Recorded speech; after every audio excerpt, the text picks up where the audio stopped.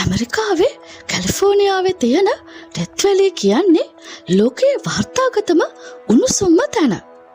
1913 ජූලි 10 වෙනිදා මෙහි උෂ්ණත්වය සෙල්සියස් අංශක 57ක් විදියට වාර්තා වුණා.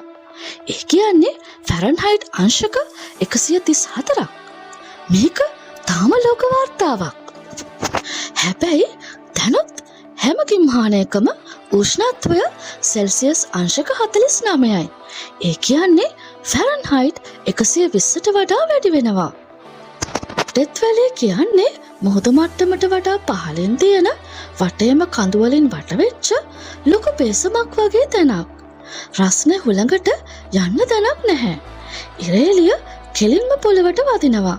ඒක නිසා තමයි ස්වභාවික උදුනක් වගේ රස්නේ වෙන්නේ.